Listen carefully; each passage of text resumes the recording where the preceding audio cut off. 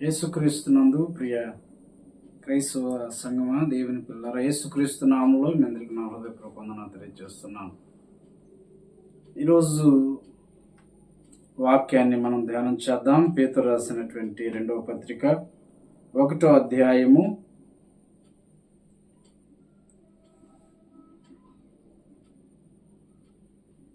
19వ వచనం నుండి 21వ వచనం వరకు చదువుకుందాం.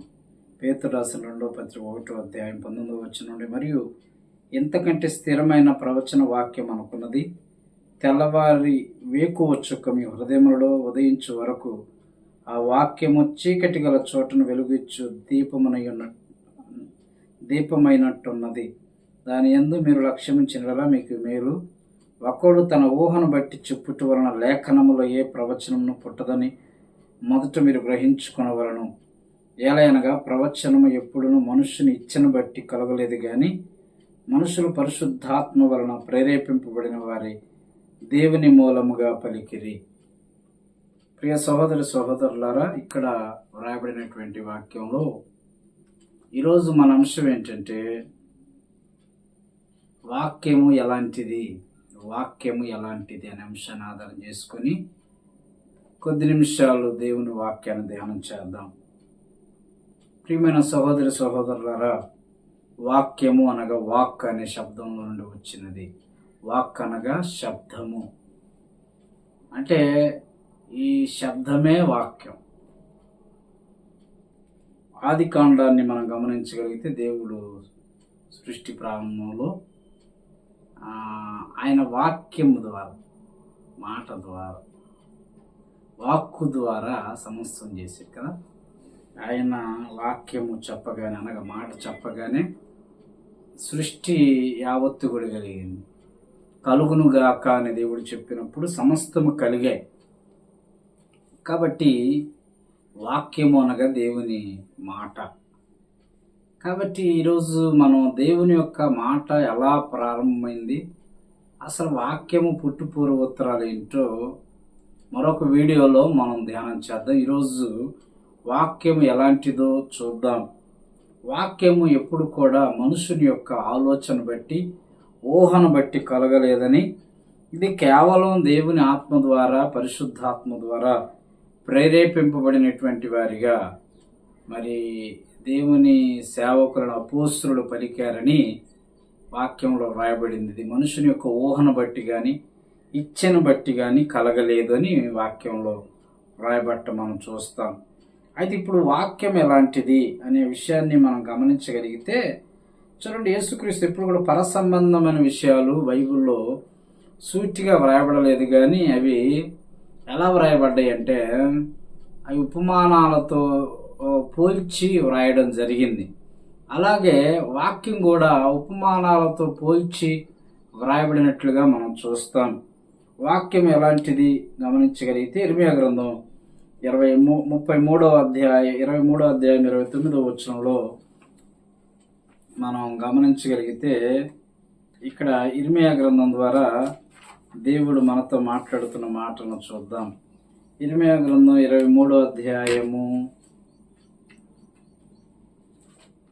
29వ వచనాన్ని మనం గమనిద్దాం. 23వ అధ్యాయం 29వ వచనం, నా మాట అగ్ని వంటిది కాదా. కాబట్టి దేవుని వాక్యము లేక దేవుని మాట ఎలాంటిదంటే అగ్ని వంటిది అని చెప్పబడుతున్నది ఇక్కడ. కాబట్టి ప్రియ సహోదరి సహోదరులారా, అగ్ని దేనికి ఉపయోగిస్తామంటే ఎక్కువగా వ్యవసాయదారులు వ్యవసాయం చేసేటప్పుడు ఎక్కువగా అగ్ని వ్యవసాయదారులు ఏం చేస్తారంటే పనికిరాని చెత్త కానీ, లేకపోతే ఇంట్లో మనం పనికిరాని చెత్త కానీ కాల్చేస్తాం. ఒకనొక సమయంలో చెత్త అంతా కూడా ఒక చోటకి పేర్చి ఆ చెత్తను కాల్చివేయడం జరుగుతుంది. అదే వ్యవసాయదారులు ఏం చేస్తారంటే గడ్డిని అంతా కూడా గట్టు మీద వేసి అదంతా కూడా ఎండిపోయిన తర్వాత వాటిని అగ్నితో కాల్చివేస్తారు. కాబట్టి ఇక్కడ వాక్యం ఎలాంటిదంటే అగ్ని లాంటిది. అంటే దేవుని మాట ఎలాంటిదంటే అగ్ని లాంటిది. ఎందుకంటే ఈరోజు మనం గమనించాలి, దేవుని వాక్యం మాట్లాడేటప్పుడట దేవుని వాక్యము హృదయం లోపలికి వెళ్ళి ఆ హృదయంలో ఉన్న పనికిరానటువంటి వ్యర్థాలను, పనికిరానటువంటి చెత్తను, హృదయంలో ఏదైతే ఉండకూడదో వాటన్నిటిని కూడా వాక్యం అంట దహించి వేస్తుంది అని మనము గ్రహించాలి.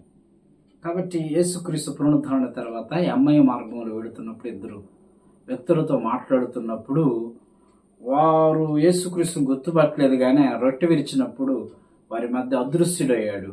అప్పుడు వారు ఆయన గుర్తుపెట్టారు, కానీ ఆయన వారి దగ్గర లేరు. అప్పుడు వాళ్ళు అనుకుంటారు, ఆయన లేఖనాలు మనతో బోధించుచున్నప్పుడు మన హృదయం మనతో మండుచుండలేదా అనే మాటను ఇక్కడ చూస్తాం. ఒకసారి లూకాసు వార్తను గమనించగలిగితే, లూకాసు వార్తలో 24వ అధ్యాయంలో వారు ఏమనుకుంటారంటే 24వ అధ్యాయం 32 వచ్చిన, అప్పుడు వారు ఆయన త్రోవలో మనతో మాట్లాడచ్చు లేఖనములను మనకు బోధపరచుచున్నప్పుడు మన హృదయం మనలో మండుచుండలేదా అని ఒకరితో ఒకడు చెప్పుకొనిరి. కాబట్టి వాళ్ళు అనుకున్నారు, ఆయన లేఖనాలను మనకు బోధించుచున్నప్పుడు మన హృదయం మనతో మండుచుండలేదా అని వాక్యంలో వ్రాయబడింది. కాబట్టి అమ్మాయి మార్గంలో ఉన్న ఇద్దరు వ్యక్తుల సంభాషణ యేసుక్రీస్తు లేఖనాలను వారికి చెప్పేటప్పుడట, వాక్యాన్ని వారికి చెప్పేటప్పుడట వారి హృదయం మండింది. కాబట్టి వాక్యం ఎలాంటిదంటే అగ్ని వంటిది అని దేవుని యొక్క వాక్యంలో మనం చూస్తాం, దేవుని లేఖనాలు. రెండవదిగా వాక్యం ఎలాంటిది అంటే యెషయా గ్రంథం 55వ అధ్యాయం 10వ వచనంలో వాక్యం ఎలాంటిది? యెషయా గ్రంథం 55వ అధ్యాయము 10వ వచనంలో చూస్తాం. యెషయా గ్రంథం 55:10లో ఏమి రాయబడింది చూద్దాం ఒకసారి. యెషయా గ్రంథం 55వ అధ్యాయము 10వ వచనం చూద్దాం మనం ఒకసారి. వర్షమును హిమమును ఆకాశము నుండి వచ్చి అక్కడికి ఎలాగూ మరలక భూమిని తడుపుచు విత్తువానికి విత్తనమును భుజించువానికి ఆహారము కలుగట్టుక ఇది చిగుర్చి వర్ధిల్ల చేయును, అలాగే నా నోట నుండి వచ్చి వచనమును వండును. నిష్ఫలముగా నా యొద్దకు మరలక అది నాకు అనుకూలమైన దాన్ని నెరవేర్చును, నేను పంపిన కార్యమును సఫలము చేయును. చూడండి, మరి వర్షధారుడు వర్షం అట. రెండవదిగా వాక్యం ఎలాగుందంటే హిమము వలె ఉంది. హిమము లేక వర్షం వలె ఉంది. వాక్యము వర్షం వలె హిమము వలె ఉంది. చూడండి, వ్యవసాయదారులు ఎక్కువగా వ్యవసాయం చేస్తున్నప్పుడు ఎక్కువగా వారు వర్షాల కోసం ఎదురు చూస్తున్నటువంటి టైంలో దేవుడు మేఘానికి ఆజ్ఞ ఇచ్చి వర్షాన్ని కురిపిస్తాడు. అది మరలా వెనకకు మరలించకుండా విత్తేవానికి విత్తనం, భుజించేవారికి ఆహారం ఇచ్చుచున్నట్లుగా ఉంటుందో నా నోట నుండి వచ్చి వచనం ఉంటుంది. అంటే దేవుని మాట కూడా, దేవుని వాక్యం కూడా అలాగే, అంటే మనిషికి సంతోషాన్ని, ఆహ్లాదాన్ని ఎలాగైతే వర్షము కానీ మంచు కానీ ఇస్తాయో, దేవుని వాక్యం కూడా ఆయన పిల్లలైనటువంటి వారికి, లోకములో ఉన్న ప్రతి ఒక్కరికి కూడా మరి సంతోషాన్ని, ఉల్లాసాన్ని కలిగించే విధంగా ఉంటుందని, it gives us the pleasant, అంటే అది ఆహ్లాదకరమైన వాతావరణాన్ని కలిగించేదిగా ఉంది. కనుక నీ జీవితంలో గందరగోళమైన పరిస్థితులు గుండా ఉంటే, ఈరోజు నీ జీవితం అభివృద్ధి పరచబడాలంటే, ఆశీర్వదించబడాలంటే, దేవుని మాట వినగలిగితే, దేవుని వాక్యము వర్షం వలె, హిమము వలె నీకు ఆహ్లాదాన్ని కలిగించేదిగా ఉందని దేవుడు మనతో మాట్లాడుతున్నాడు. అదేవిధంగా మూడవదిగా మనం గమనించగలిగితే, 7 విషయాలను మనం జ్ఞాపకం చేసుకుని ముగిద్దాం. మూడవదిగా మనం జ్ఞాపకం చేసుకోగలిగితే, కీర్తన గ్రంథం 119వ సంకీర్తన 103వ వచనంలో, కీర్తన గ్రంథం 119, 103లో ఏం రాయబడిందో చూద్దాం.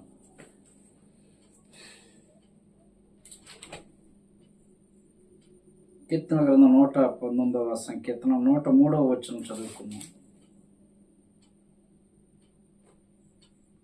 నీ వాక్యములు నా జిహ్వకు ఎంతో మధురములు, అవి నా నోటికి తేనె కంటే తీపిగా నున్నవి. మూడవదిగా దేవుని వాక్యము ఎలాంటిదంటే తేనె కంటే తీపి కలిగినవి. కనుక దేవుని వాక్యము తేనె వంటిది, తేనె కంటే తీపిగా నా జిహ్వములకు అనగా నా నోటికి లేకపోతే నా నాలుకకు ఎంతో మధురంగా ఉంది అని కీర్తనకారుడు చెప్తున్నాడు. కాబట్టి దేవుని వాక్యము తేనె కంటే ఇది చాలా తీపిగా ఉంది. ఎందుకంటే తేనె బలమైనటువంటి ఆహారాల్లో, పౌష్టికాహారంలో పాలు, గుడ్లు, చేప, మాంసముతో పాటుగా తేనె కూడా చాలా బలవర్ధకమైన ఆహారం. దీనిలో ఎన్నో రకాలైనటువంటి ప్రోటీన్స్ ఉంటాయి, ఎన్నో రకాలైనటువంటి ప్రోటీన్స్ కలిగినటువంటి ఆహారంగా ఉంటుంది. కాబట్టి ఈరోజు మనం గమనించాలి, దేవుని వాక్యము నీ ఆత్మకు తేనె లాంటిది. భౌతికంగా తేనె ఎంత శ్రేష్టమైందో దేవుని వాక్యం కూడా తేనె వంటిది. తేనె వంటి దేవుని వాక్యము మనం తీసుకున్నట్లయితే ఆత్మీయంగా మనం బలపరచబడటానికి అవకాశం ఉందని దేవుని యొక్క వాక్యం ద్వారా దేవుడు మనతో మాట్లాడుతున్నాడు. అదేవిధంగా కీర్తన గ్రంథం 119వ సంకీర్తన 105వ వచనంలో మరొక మాట చూద్దాం. దేవుని వాక్యం ఎలాంటిది?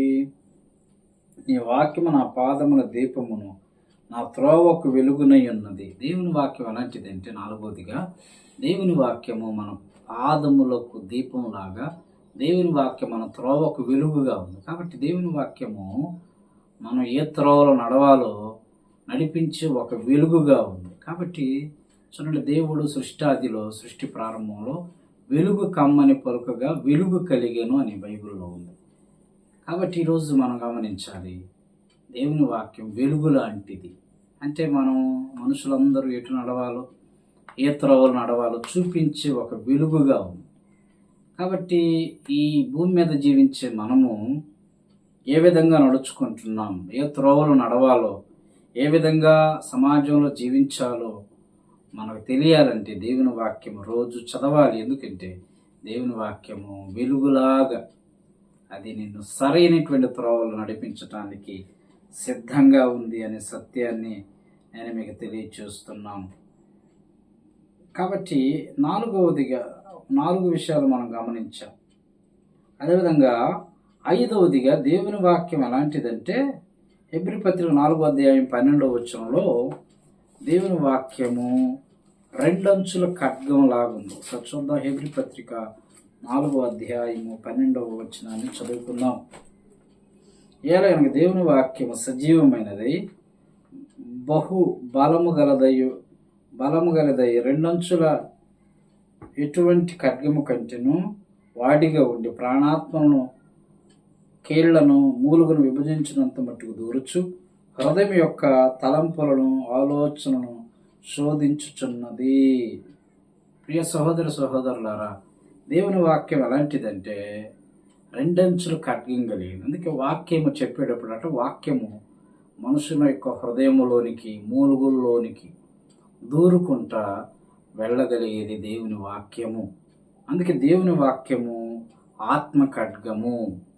అందుకే ఈ ఆత్మ ఖడ్గంతో మనం సాతాన్ని ఎదిరించగలము అని ఎఫెసీ పత్రికలో అపోస్తలుడైన పౌలు 6వ అధ్యాయములో జ్ఞాపకం చేస్తున్నాడు.